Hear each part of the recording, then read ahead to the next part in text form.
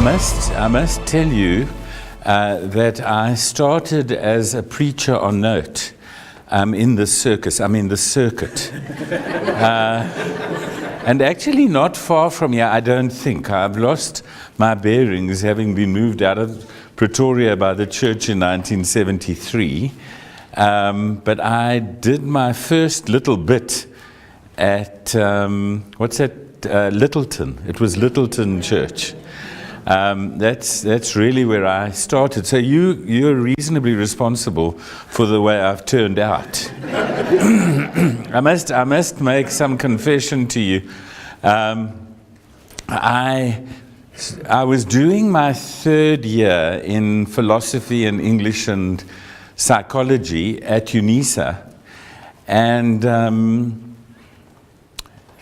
Arthur Weston, can you remember Arthur Weston? Arthur Weston came to see me and said that he'd heard from my family that I was intending to go into the ministry.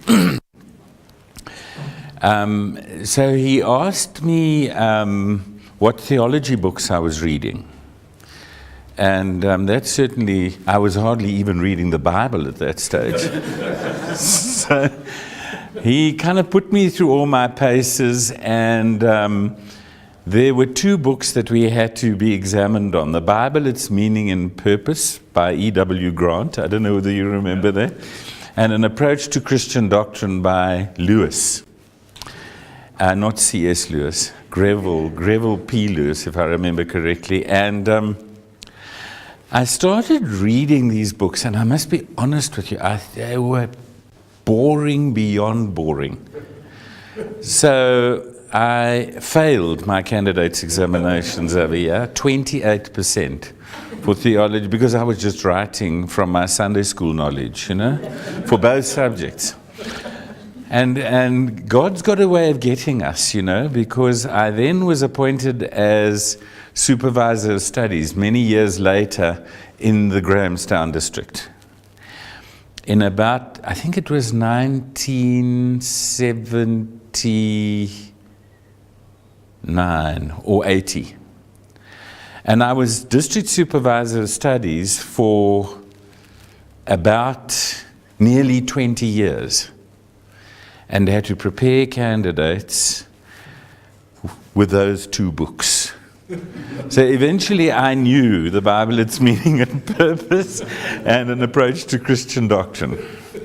So that's, I thought, was going to be a good introduction if you think that you're going to get away with it after I've spoken to you today.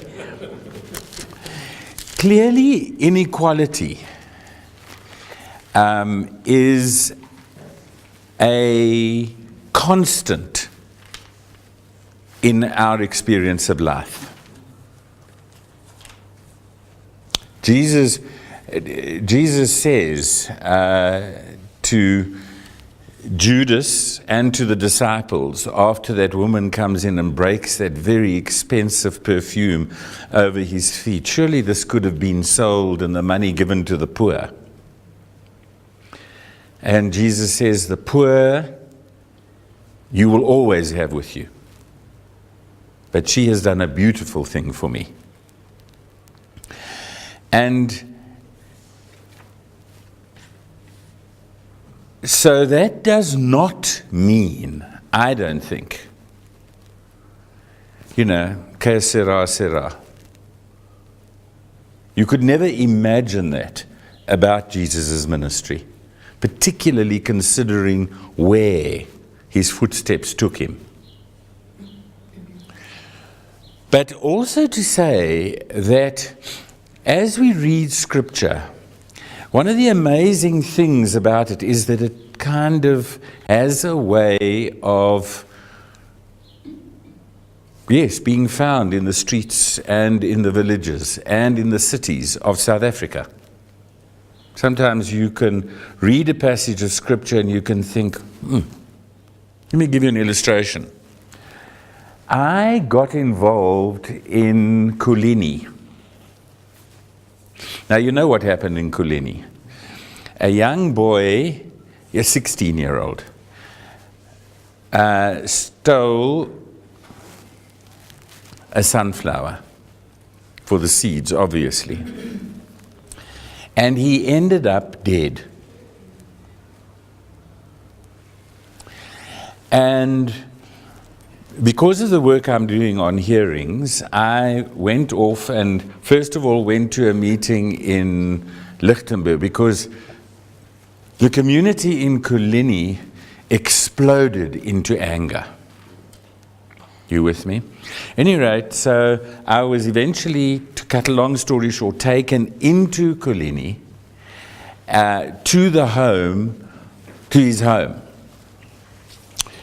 And what I saw there was, well, really nothing less than appalling. Walked in to the room where his mother was sitting nursing a baby. And the baby was the closest thing that I have ever seen to Kwashiorkor. You know, these big eyes staring at you out of a skull, basically. And you looked at his mother, and his mother, I don't think any nourishment could have been coming out of that body. And for a sunflower. And so when one reads, for instance, in Leviticus, when you plow your fields, don't go over them a second time. Leave stuff on the edges of your fields so that the poor can come and maybe even make a living off what you leave behind. When you glean your grapes, don't go over them again, to make 100% certain that you've got every morsel of profit that you can make out of it. Leave stuff there for the marginalized, the forgotten, the on the edges of society. And then you leave Kulini and you come and you read that passage. And then since then, I have had occasion to meet with all sorts, One of the people that has worked alongside me there has been the Dutch Reformed minister, strangely enough. I can't get the Methodists to join me. I can meet in the Anglican church, but the Methodist church is basically locked in that township, and all the rest of it. And the Dutch Reformed Church, who would have expected that? And we've had meetings in the Dutch Reformed Church, and the most helpful people in the Dutch Reformed, with the Dutch Reformed Church, have been these, Jesus in a bottle and Jesus on a tree churches all over the place. The evangelical, Pentecostal, they really have ultimately provided some kind of social cohesion and access. In fact, there's a woman who happens to be the chair of the ANC Women's League in the township. But she's also a minister. And she's married to a Nigerian.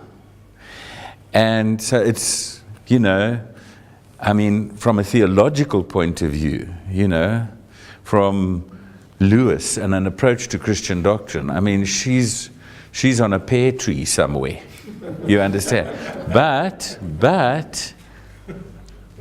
the journey with those people has been phenomenal, to the extent now, listen to this. This is being in touch with the community. Her brother was robbed by the gang in the township, because there are gangs in the township. And the gangs recruit little people from 5, 6 years old. And Bella knows the people. And so eventually found her brother's stolen goods. The long and the short of it is that the gangs have asked if they can meet with me, so that we can begin to start talking about where they're going. And why are they in gangs? They're into the stuff. The fundamental stuff is food. Why are you in gangs? Because we're hungry. And people don't want to give us food. So the only thing that we can do is to organize ourselves properly and get food for ourselves. And you're living, you must remember, you're living in incredible circumstances. I mean, the sunflower harvest and then the maize harvest in those places are phenomenal. Phenomenal. And so some of the people in those areas who come to church Sunday by Sunday, because of course now I'm connected with the Dutch Reformed Church and I meet with the farmers. We had a session where the farmers said to me, primarily, actually it wasn't the farmers, it was the chairperson of the Northwest Agri Forum, said to me, you must not think that this place is going to be like Zimbabwe. I'm telling you, we're ready and we're waiting.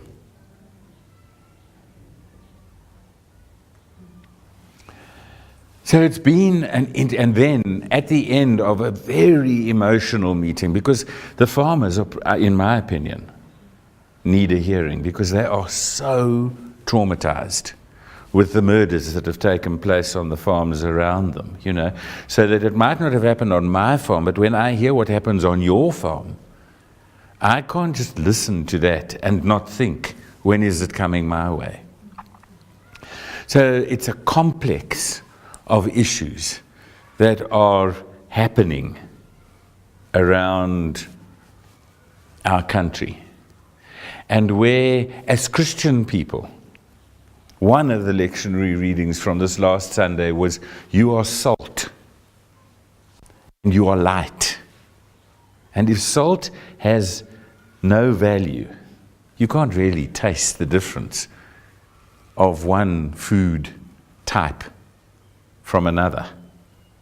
We are intended to make a difference to the flavor of humanity in this time in which we live. And you're light. And so no matter how difficult it is, you have to struggle for the truth, because ultimately that truth must liberate you. You know, if I've got to come with my very conservative upbringing, as it were, those young kids should be taken and be given a very, very good hiding so that they never think of going into a gang again. You know what I mean? They are in the gangs because it provides food, it provides a place of belonging, it provides a place of security, it provides everything that should be in a home. And the phenomenon is becoming more and more and more and more apparent as an emerging narrative. Let me give you another illustration. So where I live, you might have heard of it last week, there was an attack on the Somalis for selling old food. Can you remember? In White City. That's exactly where I live. And the shop that was on my way here, I got a message from the shop owner, Mohammed. And you know what I discovered? That 7 people that live on the property that that's this community center, were involved in helping themselves in pillaging from his shop. Now, on the one hand, I can understand it. On the other hand, I gave them an experience of my anger. I have. You know? One of them's name's Honest. I baptized him Dishonest. And they now are more traumatized than the Somalian was after I've had them for a couple of hours and reimagined their brains for them. You with me? Because they are vulnerable. You know, they are vulnerable. They are refugees. Dishonest is in actual fact an orphan. So the struggle with inequality calls us into all sorts of nuances about who we are as human beings, in terms of meekness, in terms of humility, in terms of struggling for justice, in terms of all the rest. I must tell you a story. When I was in Roodepoort at Princess Church, I had been involved in the Eastern Cape in what they called the Detainees Counselling Service. And one of the people in that Detainees Counselling Service was a woman called Molly Blackburn. Now, Molly Blackburn was killed in a motor car accident. And she phoned me just after I had arrived in Roodepoort, and she said to me, "Listen, Paul, there is a young man, Fort Tralata and Mbulelo Goniwe, who have been taken into detention in Sun City under Section 28. Now, you couldn't connect with people under Section 29, but Section 28 you could actually go and visit people. So I went and visited Fort in Johannesburg Central Prison. And I mean, obviously, everything that we did in that prison was recorded and all the rest of it. And we eventually got into the whole discourse on communism. Now, Fort was the grandson of Canon James Tralata, who was the first General Secretary of the ANC. But in 1984, you must know, that was a real cha. You understand? He was a school teacher. He was eventually released, sent down to the East and back home, but they wouldn't let him teach, obviously, because now he's going to start influencing the whole township. And then he came back to stay with me in Roodepoort so that we could organize for him to get a driver's license, heavy-duty driver's license, so that he could support his wife and children back. He had at that stage 2 children. And he went back, and on one dreadful return journey from Port Elizabeth, 4 of them were completely eliminated. And I mean, the way that they were killed, I mean, it was perverse, to say the least. What on earth people get about cutting off people's fingers and burning parts of their bodies, and the pathologist's report were appalling. At any rate, to cut a long story short, I was at the funeral with one of our previous presiding bishops, Mvume, and the Sunday Times took a photograph of us this way. And it was Mvume and myself, and behind us was the communist flag. Priests march under communist flag. So when I got back to little conservative Princess, you can imagine. You can just imagine. And there was a security policeman's son who was part of my congregation. What did you do? So I got out of the pulpit and I let them ask me questions. And I will never forget, one of the questions was, "Are you a communist?" Well, obviously. And so I said, if you're asking me whether I am an atheist, then I need to say to you, absolutely, without reserve, no. I believe in Jesus Christ. But I must also say to you I do find that some of Marx's teachings are instructive in terms of how we organize ourselves politically, economically. Make sense? That some of the stuff around socialism does open up a space. You know, you happily belong to the Methodist Church, but I don't know whether you're aware of the fact that the first trade union was in actual fact a Methodist class meeting. That a lot of our structures in the Methodist Church are not too far from the trade union movement, by the way, which is supposed to be so communist. The one thing I do agree with Marx about is this. We have to be so careful that our religion isn't a drug. That you come to church on Sunday and you drop kick, Jesus kicks you into the goal, through the goalposts of time. You know that song? Drop kick me, Jesus, through the goalposts of time. And that in actual fact, our religion has absolutely no impact on society. None. And in actual fact, when a minister dares do what I've been doing with you this morning, you know, I'm so sick and tired of hearing politics from the pulpit.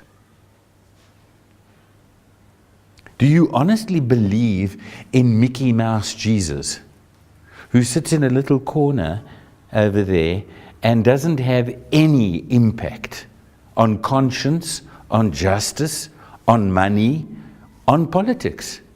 I think Jesus was a heavy politician. That's ultimately why they needed to get rid of him. Because he discomforted the Pharisees and the scribes, because he enabled them, whether they liked it or not, to see the relevance of Christ to the sick, to the marginalized, you can't get away from it, to the mad.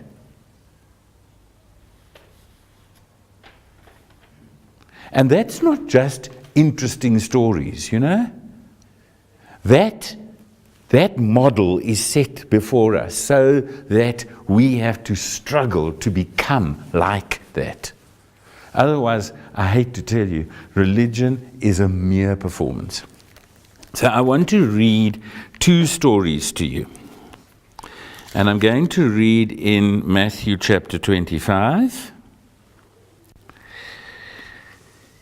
And let me just say something to you. It's good to read the story not in chapters, if you know, and verses, because that's how it was originally written, you know. So I'm going to give you some of the background. Some of the background is the first parable in chapter 25 is a parable about the 10 virgins, 5 foolish, 5 wise. Be prepared. In other words, be prepared. Don't abandon your responsibilities, more or less. And then the parable of the talents. And you know the parable of the talents, okay?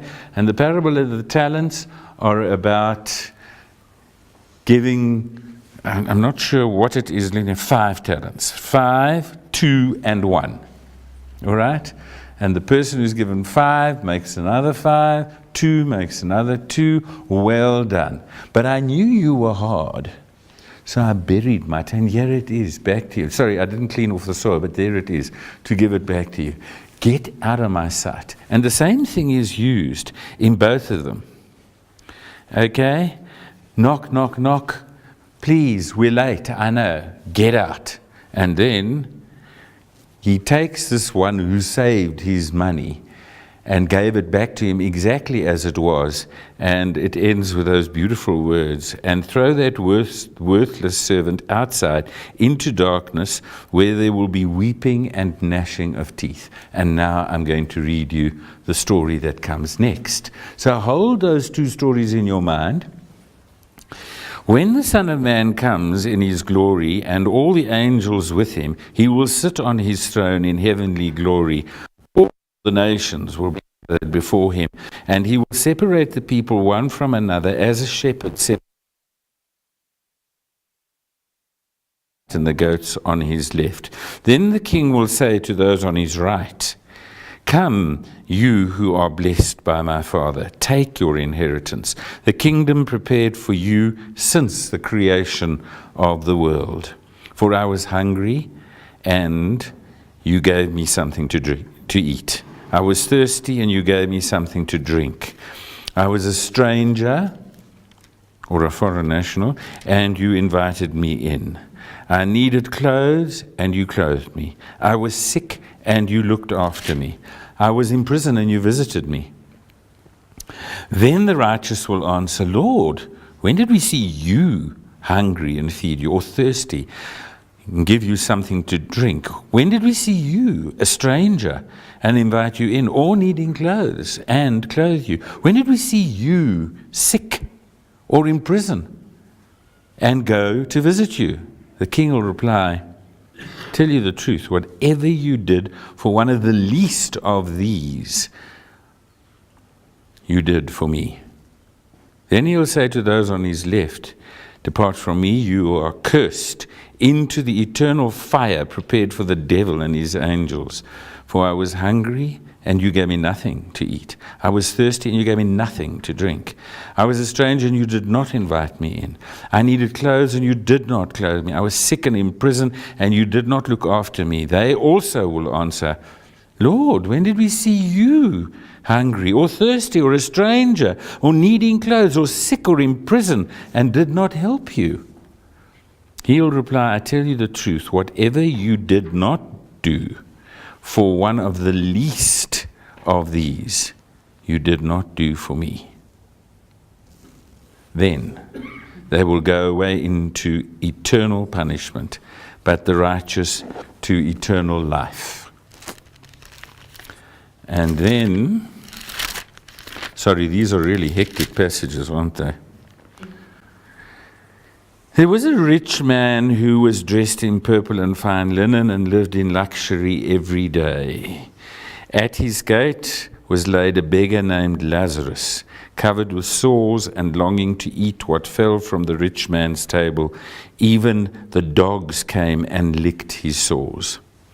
The time came for when the beggar died, and the angels carried him to Abram's side. The rich man also died and was buried in hell, where he was in torment. He looked up and saw Abram far away with Lazarus by his side. So he called to him, "Father Abram, have pity on me, and send Lazarus to dip the tip of his finger in water and cool my tongue, because I am in agony in this fire." But Abram replied, "Son, remember that in your lifetime you received your good things, while Lazarus received bad things. But now he is comforted here, and you are in agony. And besides all this, between us and you a great chasm has been fixed, so that those who want to go from here to you cannot, nor can anyone cross over from there to us."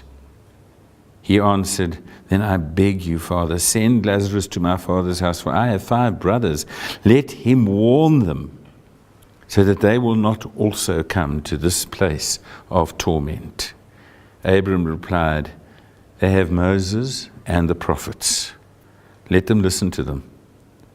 "No, Father Abram," he said, "but if someone from the dead goes to them, they will repent." He said to him, "If they do not listen to Moses and the prophets, they will not be convinced, even if someone rises from the dead." And I think you've asked for a kind of Christian response to the inequities. The one thing that I disagree with Karl Marx about is that religion is a drug to put you to sleep, and therefore there is no God.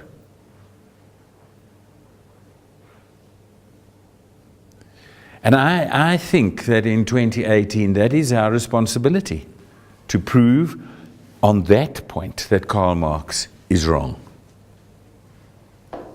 That because we believe, we will make a difference. It might be just recognizing the beggar at the side of the road. Isn't it interesting that often what one does with the beggar is smudge them out of identity? And in that story, the only one who has identity is Lazarus.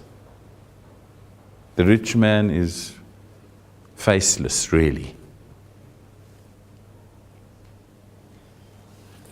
And our big challenge is, I think, continually being alert. I do want to say to you that in this country, I think that the most profound danger we have is the distance between the filthy rich and the abject poor.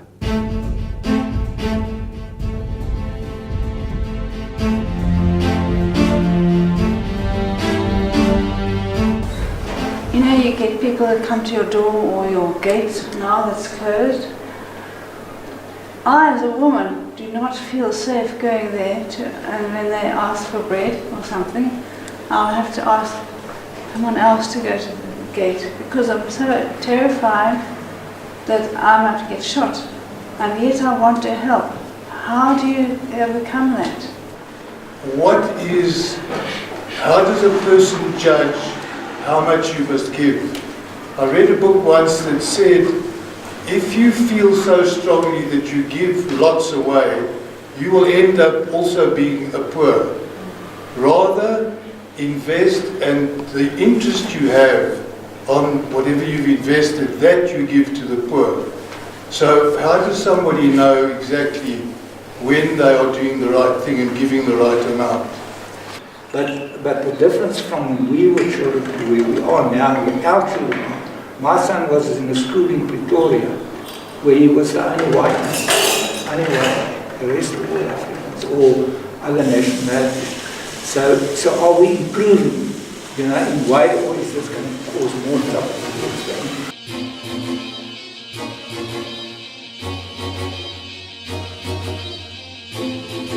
Let me say that all three questions, in one way or another, really need more than, you know, a bag of expert knowledge to be shoved onto the thing. You with me? I mean, for instance, your question deals with the considerable trauma that there is in the whole country around violence. Are you with me? And that ultimately and let me just say that I think that the inequality in the country exacerbates that kind of, that danger, if you know what I mean. And drives a wedge into, it's not a racial issue, that issue. You with me? I mean, in parts of the Northwest. So, for instance, let me give you three illustrations. There's the sunflower issue. There's another issue of a young man who was shot in the leg for stealing oranges in Majakaneng. He's disappeared. And the suspicion from the lawyers who are dealing with the case is that his body's been thrown to the crocodiles. And then there's another narrative in Sannieshof, where there was a mentally disabled person who found his way onto somebody's farm and was beaten so badly, ended up in hospital and died. So the narrative, for instance, from black people in the Northwest, is that white people are dangerous. They're armed, and they are pernicious and intolerant. You with me? So my sense to begin a journey with you is that there may be value, for instance, in creating a group where people can talk about the trauma that they've been through, all the things that they are scared about. Some of those things are realistic. Some of those things have got to be put into perspective. You know, people ask me, so you live in Soweto, aren't you scared? You know, as if I live amongst a group of barbarians. You with me? Now, I've lived in Soweto now for 31 years. Yes, there have been 2 occasions when I've been shot at, and my life has been in danger. Yes. But I have not been prepared to allow that stuff to prevent me from having to do my ministry. You know? So I think, to come back to your very specific question, what if the person at the gate has got a gun? How do you think, let's ask the audience, how do we handle that kind of thing? How do I allow, because I'm hearing from you, my spirit tells me I have to have compassion. How do I have compassion in the face of fear? What do I do with it?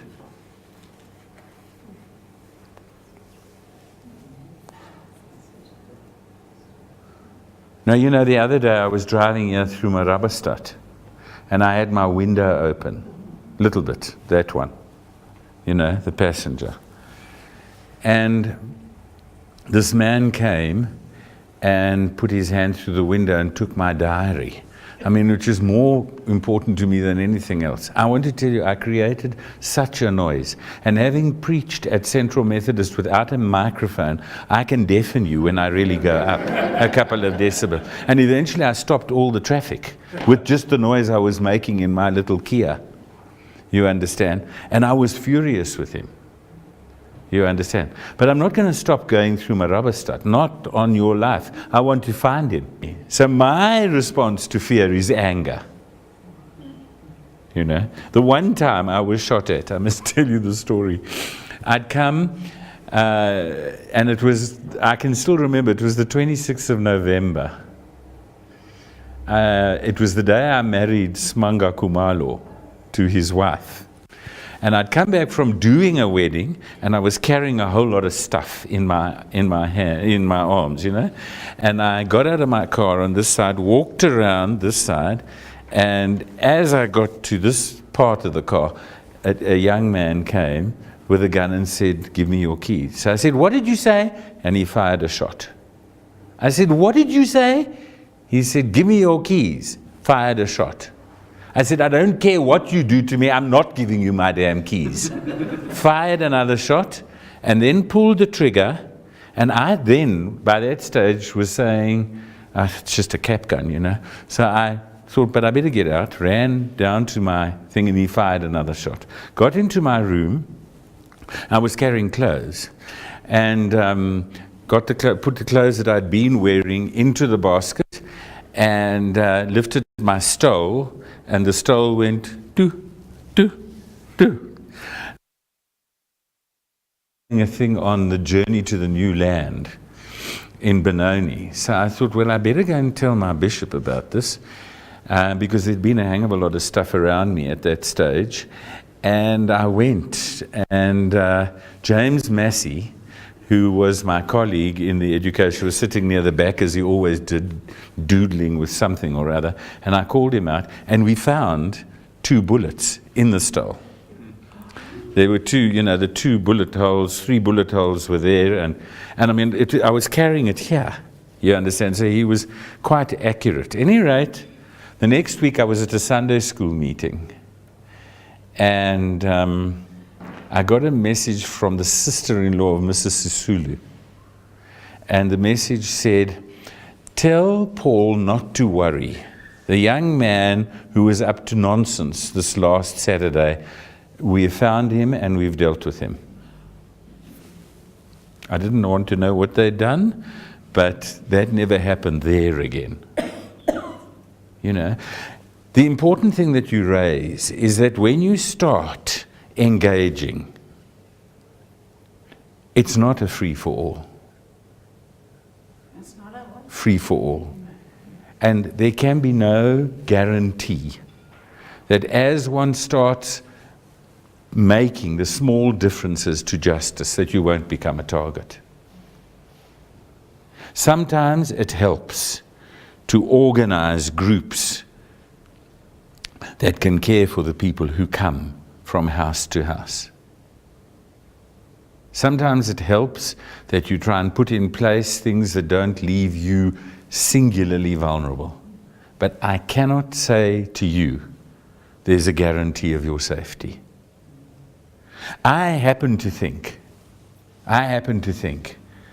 that one of the reasons Jesus was crucified was because of his insistence on caring for the poor. And in trying to, in actual fact, recognize that our journey has to be one of, as Christ follows, one of generosity. But that's not the end of it. So it's two things I'm saying. First of all, there's no guarantee. But secondly, if there are some of you who are traumatized because of something that has happened to you, form some kind of support group. Last week on Friday, I was in Eshowe in northern Natal, and we had a hearing. And there must have been about 30 women in the room. The first time I went to Eshowe, there were same number of women, and they were receiving a report from the Tear Fund, who had done research in the area around the rape of women and the abuse of women. There were 17 women in that room that had all experienced rape.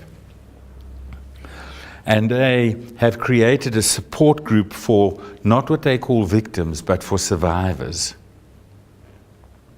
I think, for instance, those farmers in the Northwest need to get into a group so that they can begin to start turning the narrative from resistance and anger and hatred, ultimately, into a place of healing and a place of empowerment. I'm telling you, those farmers could do stuff with the poorest of the poor on their farms that could transform that whole area so that you would not find a hungry person there. They've actually said it. One of the older farmers has said, one of the biggest problems we have in this area is food security. And it's sinful that we who make food can't enable everybody on our land to not be hungry. So that's an answer there. To speak to your question, I don't think that there are rules. I must be honest with you. But except one rule, which is the rule of generosity. The rule of in a sense. So sometimes you might in actual fact take the shirt off your back. And other people will think you're completely mad, man. You've also got to think of your future. You know? But I think sometimes God's Spirit, that's how God's Spirit sometimes works. You know? And you give it, and actually the person who's receiving the most is yourself. Because you've had an opportunity to share something of yourself without expecting any kind of reward, if that makes any sense to you. You know, so sometimes the wise management thing is the interest, or whatever it may be. You know, let me give you an illustration from Scripture. The suggestion is, particularly in the Old Testament, that you give a tenth. But Jesus seems to suggest, if you're going to measure out each little bit, you've lost the essence of what giving is about. You know, if you're going to give me a birthday present because you happen to be my family and you're obligated to give me a birthday present, take your birthday present and shove it where it's easiest to keep. You understand? Don't come with your gifts to God and say, I hope you're watching, 1/10. It's a hell of a lot of money. 1/10, I'm giving it. Because I've got a feeling, not that God would use my language, that he'd say, darling, keep your gift. This is more about you than about anybody else. You know what I mean? And it's the ability, you know. I mean, some of the stuff that we can learn from the poor sometimes is that. You know, there's just no question about our responsibility in gathering around one another and giving. There's just no question about it. And it comes from their guts, as it were. So that would be the beginning of an answer to you, you know. And I think some of the stuff that all three of you are raising is that sometimes it's good to actually talk about the untouchable stuff. You know, particularly in a church setting. You know, because some of the stuff can be very, very, very hurtful. To come to some of the stuff that you've spoken about, and you might need to remind me if I miss some of it. One of the things that we need to recognize about apartheid is that it was a policy of marginalization, not just in terms of color. You know, I don't know whether any of you know about the politics of Somalia. Do any of you know?